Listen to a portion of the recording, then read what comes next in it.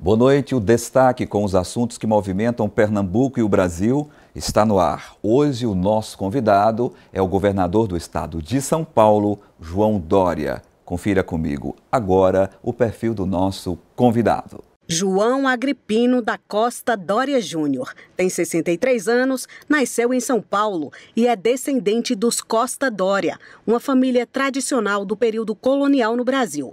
João é jornalista de formação e empresário. Atuou na extinta TV Tupi e também na Rede Bandeirantes. Como empresário, João é fundador do Grupo Dória. Em 2016, se candidatou à Prefeitura de São Paulo. Dória foi eleito com uma votação expressiva e, de maneira inédita, foi eleito prefeito de São Paulo no primeiro turno das eleições. Em 2018, rompendo uma promessa firmada durante a campanha de prefeito, Dória renunciou ao cargo para concorrer às eleições como governador do estado de São Paulo. Nas eleições, declarou apoio ao então candidato à presidência da República, Jair Bolsonaro. Após eleito e percebendo o desgaste do governo Bolsonaro, Dória começou a tecer críticas ao presidente da República, causando um afastamento que mais adiante os colocou em lados opostos, especialmente após a pandemia da Covid-19. Atualmente, Dória gerencia a pandemia no estado de São Paulo, já com os olhos voltados para as eleições de 2022, nas quais pretende concorrer à presidência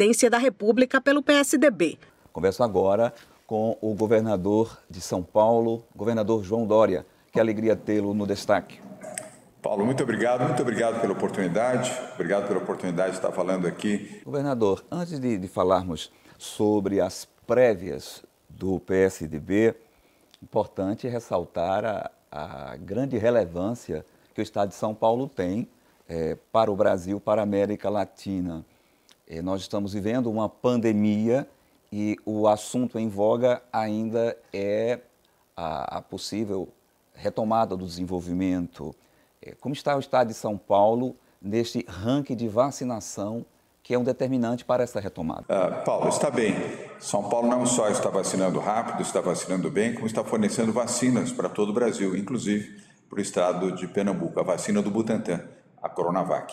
São Paulo já tem mais de 48 milhões e 400 mil doses de vacina aplicada, já temos 97,7% da população adulta com a primeira vacina aplicada. Vamos agora para 36% de toda a população vacinada com as duas doses das vacinas e só não avançamos mais rapidamente nas duas doses porque o Ministério da Saúde não oferece as vacinas da Pfizer e da AstraZeneca no volume necessário. Aliás, não faz isso para São Paulo, não faz isso para Pernambuco, infelizmente não faz isso para nenhum estado brasileiro. Não fosse a vacina do Butantan, Paulo, nós hoje estaríamos com falta de vacina em todo o Brasil. Governador, a pandemia ela expôs muitos erros e muitos acertos de gestores no país. Se falava muito em cuidar da saúde em detrimento da economia. São Paulo acertou mais ou errou? São Paulo ficou ao lado da ciência, da medicina e da vida. São Paulo não ficou ao lado da ignorância. E o que difere, Paulo, é que a ignorância mata. A ciência e a medicina salvam. E foi isso que nós fizemos aqui. Salvamos vidas. Sem vida não há consumo, não há economia. Mortos não frequentam supermercados, não vão a lojas, não frequentam bares, restaurantes, não vão ao cinema. Mortos, infelizmente, estão mortos. Nós aqui preservamos vidas. Foram milhares de vidas salvas, aliás, aqui e em Pernambuco também, pela ação de governadores, como Paulo Câmara, governador do estado de Pernambuco, que também quero deixar aqui o meu registro de cumprimentos a ele pela boa gestão feita durante a pandemia, como fizemos aqui em São Paulo também. É o segundo estado em vacinação proporcional, o primeiro em número de pessoas vacinadas. Aqui foi o estado onde aplicamos mais a testagem. Até hoje seguimos testando para permitir a identificação de pessoas que, eventualmente, com a contaminação, possam ser tratadas de forma adequada.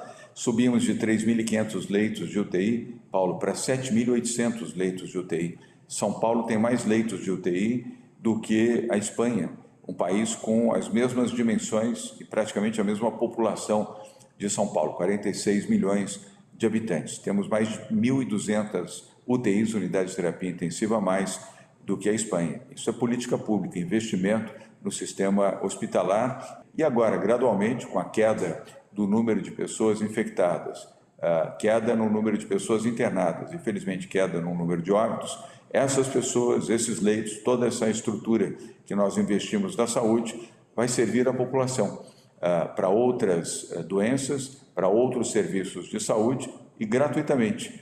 São Paulo tem um sistema de saúde muito robusto. Nós temos aqui centenas de hospitais públicos estaduais, mais o suporte que damos aos hospitais públicos municipais e às redes ambulatoriais. A saúde, nessa circunstância, depois de toda a tristeza da pandemia, sai ganhando com uma estrutura ainda mais robusta, mais equipada para atender a população, principalmente, Paulo, a população mais vulnerável aqui do estado de São Paulo. Quando o governador fala em mais investimentos, esse investimento se deve aos repasses constitucionais, recursos próprios do Estado, planejamento, ou todo esse investimento que foi alardado em distribuição para o país vindo do governo federal, governador? Ao conjunto disto, como você falou e falou bem, nós utilizamos corretamente os recursos repassados pelo governo federal, utilizamos recursos do orçamento do Estado de São Paulo, nós temos um orçamento robusto, São Paulo tem equilíbrio fiscal, nunca teve, aliás, desequilíbrio fiscal, temos inclusive 21 bilhões de reais em caixa para realizar investimentos que estão sendo feitos este ano em São Paulo e fortalecemos muito o sistema público de saúde aqui em São Paulo, em todas as áreas, não apenas no atendimento à Covid, conforme já mencionei, essa foi a prioridade, logicamente, mas ao longo desse período nós inauguramos 5 hospitais regionais aqui em São Paulo, mais de 30 ambulatórios estaduais e apoiamos mais de 100 unidades, entre unidades hospitalares, AMES e instituições ambulatoriais de prefeituras municipais aqui em São Paulo. Saúde aqui, como eu sei que em Pernambuco também, é tratado a sério. A economia de São Paulo, ela trabalha uma economia aberta, uma economia liberal. Esse também é um dos pontos de tamanha importância para este ranking que mexe com o país. Paulo, obrigado pela lembrança. Sim, eu sou um liberal. Eu, politicamente, não sou nem de esquerda, nem de direita. Eu respeito a esquerda, respeito a direita, quero distância dos extremistas. Quero deixar claro aqui para você e os que nos assistem, nos acompanham, seja pela televisão, seja pelos canais que vocês possuem em todo o estado de Pernambuco. Fizemos a reforma administrativa ano passado, foi o único estado que pôde fazer reforma administrativa no país até agora, nesses últimos 2 anos e meio. Fizemos a reforma previdenciária em 2019, reduzimos estatais, enxugamos a máquina pública e o resultado, eu mencionei a você, temos 21 bilhões de reais em caixa. Paulo, aqui me permite apenas acrescentar que a educação é transformador para a vida de um país, como é transformador também para a vida de um estado. Aqui em São Paulo, quando nós assumimos, tínhamos 363 escolas de tempo integral. Já era um bom resultado e eu reconheci isso por parte dos meus antecessores. Mas hoje, em 2 anos e meio, nós temos 1.858 escolas de tempo integral, 6 vezes mais do que tínhamos quando iniciamos o nosso governo. Escolas de tempo integral representam 8 horas de aula dia, onde as crianças têm o acolhimento, têm 5 refeições por dia, têm aulas de educação física, exercícios, praticam voleibol, natação, futebol, handebol, basquetebol, o esporte que desejarem, além do condicionamento físico. Tem aulas de cultura, incluindo dança, manifestações artísticas como pintura, escultura, canto e artes cênicas, para permitir que essas crianças possam também ter o conhecimento através da cultura. E tem aulas de inglês. Introduzimos um programa chamado Inglês para Todos, Paulo, que permite que crianças do ensino fundamental, nas escolas públicas aqui de São Paulo, possam aprender inglês e saírem, ao término dos seus cursos, com inglês básico, para que isso possa ajudá-las na sua empregabilidade e também na atividade empreendedora. E, por último, todas as escolas de tempo integral em São Paulo são digitais. Nós não temos mais giz nem quadro negro. O ensino é digital. Cada criança tem o seu tablet, cada professor ou professora tem o seu computador, todos os professores foram reciclados para compreenderem a linguagem digital e poderem oferecer aulas para crianças e jovens que querem estar no mundo atual, no século XXI, não mais analógicos e sim digitais. Eu gostaria, governador, de ainda voltar à questão a questão da pandemia, o extremismo de ideias em defesa da ciência pode ter criado um terror na cabeça das pessoas e feito acirrar esses ânimos a tal ponto de criar aquele que serve ao bem e aquele que serve ao mal, por exemplo? Paulo, ao contrário, o extremismo negacionista serviu ao mal, serviu à desatenção, serviu à falta de zelo e de compaixão pelas pessoas e serviu a mortes, porque a ignorância mata, a ciência salva. Os negacionistas, infelizmente liderados pelo presidente da República, Jair Bolsonaro, e você vai se lembrar, assim como os telespectadores e internautas que estamos acompanhando agora, disse e continua afirmando que nós não temos uma pandemia, temos uma gripezinha, um resfriadozinho, um presidente que tira máscaras de crianças, que, aliás, chama as pessoas que, como eu e certamente você, usam máscaras de covardes e maricas, que promove aglomerações, que zombeteia de uma crise humanitária que já levou a vida de 575 mil brasileiros. O extremismo esteve ao lado deste homem e daqueles que, infelizmente, cada vez menos protegem essa figura nociva à vida brasileira. É uma pena que não tenhamos tido, Paulo, um líder para defender o Brasil, defender a vida, defender a existência, defender empregos, defender o amor que deve preservar a existência e a relação entre as pessoas.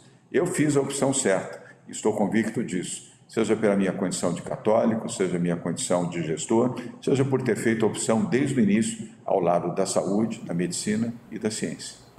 Governador, nós vamos fazer um breve intervalo, daqui a pouco a gente volta com essa conversa com o governador do estado de São Paulo, João Dória. Voltaremos rapidinho.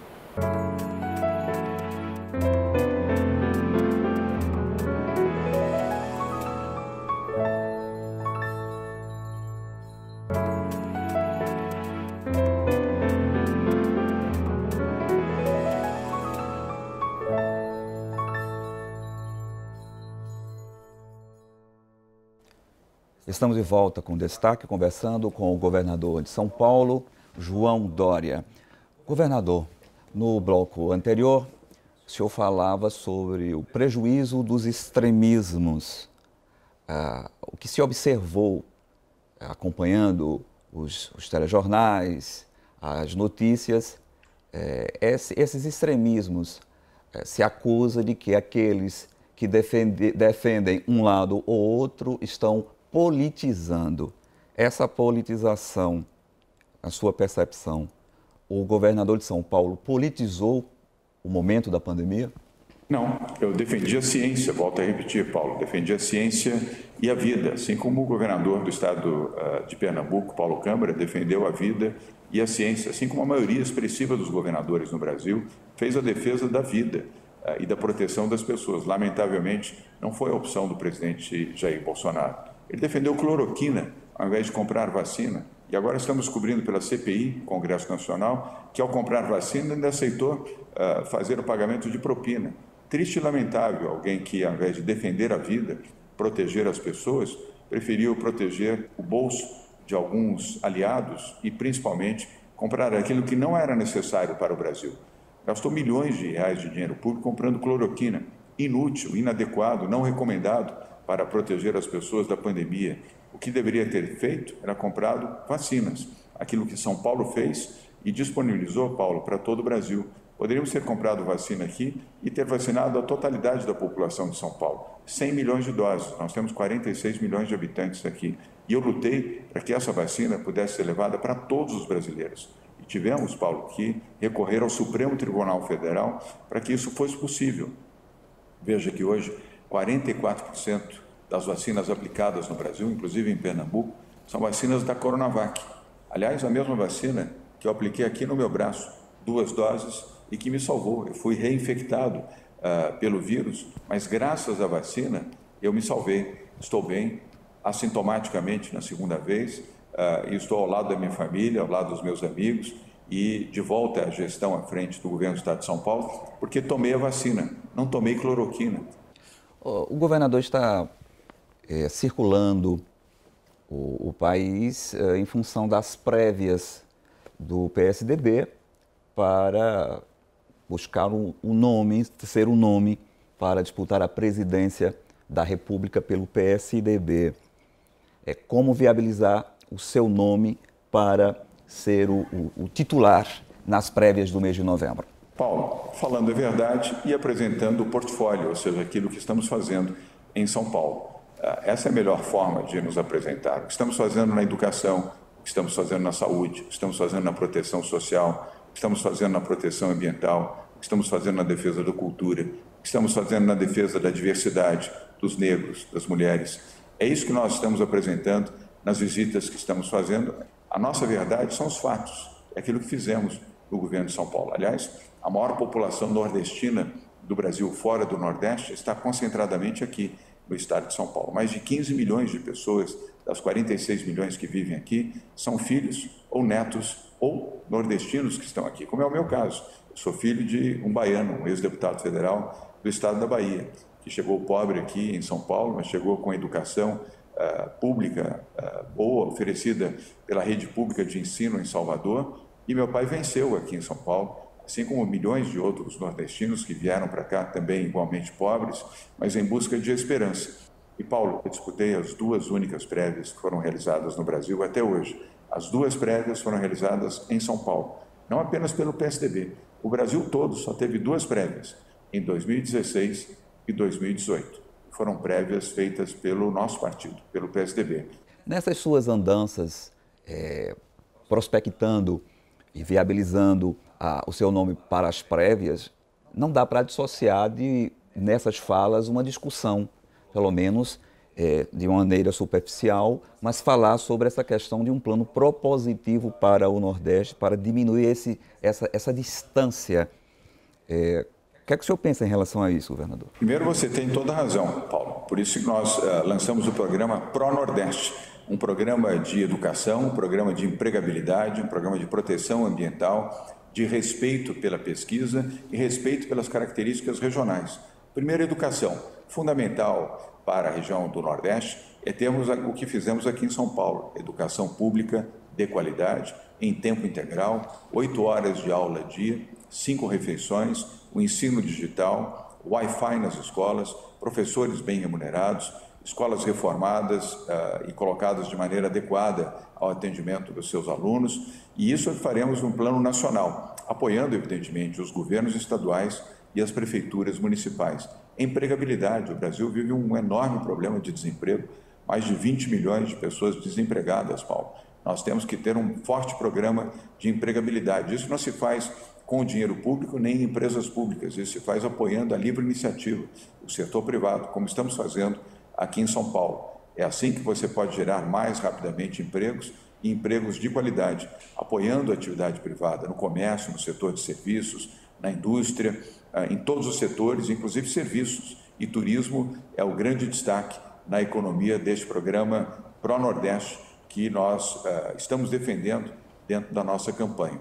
O turismo tem uma vocação natural no aproveitamento dos recursos que toda a região Nordeste possui. São Paulo já emite 40% de todo o turismo que vai a Pernambuco, vai a Bahia, Sergipe, Alagoas, Maranhão, Piauí, Rio Grande do Norte, vem aqui do estado de São Paulo. Então teremos um programa muito sólido, muito consistente de promoção turística e apoio também de financiamento a micro, pequenas e médias empresas que atuam na área de turismo, seja no receptivo, seja na hotelaria, seja em serviços especiais e também no apoio à proteção ambiental, para que tenhamos sempre praias limpas, córregos, mananciais, florestas limpas e preservadas, para que possam atender de forma motivadora a visita de brasileiros de todo o país, especialmente de São Paulo, e também de visitantes internacionais. Pro-Nordeste, esse será o nosso programa para a valorização do Nordeste no plano econômico e no plano social. Governador, naturalmente, com a proximidade de 22, as movimentações são intensas e um acirramento, uma polarização entre dois lados, o do presidente Jair Messias Bolsonaro e do ex-presidente Luiz Inácio Lula da Silva. Como convencer a viabilidade de uma terceira via. O seu protagonismo à frente do Estado mais importante do ponto de vista de desenvolvimento e de força propulsora é inegável, o Estado de São Paulo. O que fazer para convencer esta população de que nem um lado e nem o outro, uma terceira via? Ótima pergunta mais uma vez, Paulo. Primeiro, aparecer, é ter a oportunidade de estar presente, como estou fazendo agora na visita a Pernambuco e ao Rio Grande do Norte. Estar presente permite que as pessoas conheçam melhor, visualizem melhor, conheçam as suas ideias para a região nordestina e olhem olho no olho. Uma campanha eleitoral exige isso presencialmente, ainda que estejamos nessa fase, espero, final de pandemia, nós temos que estar presentes, é isso que eu estou fazendo. Para falar a verdade, apresentar, no caso do Nordeste, o nosso programa Pro-Nordeste, na área de desenvolvimento social e desenvolvimento econômico, dialogar, como estamos fazendo com você e os seus telespectadores e internautas, e dialogar também com os gestores, como estamos fazendo com Raquel Lira, prefeita, aliás, repito, grande prefeita de Caruaru, com o ex-governador João Lira, e também respeitando os entes locais, como é o caso do prefeito do Recife, João Campos, o governador do estado de Pernambuco, Paulo Câmara, assim como lideranças onde eu destaco a figura de Bruno Araújo, que é o nosso presidente nacional do PSDB. E falando com as comunidades, falando com as pessoas mais simples, também com a sociedade civil, com políticos, com forças vivas que representam, neste caso específico da minha visita, o estado de Pernambuco.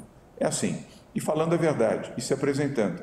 É assim que se pode apresentar uma opção para Lula e Bolsonaro. E aí me permita fazer aqui um trocadilho.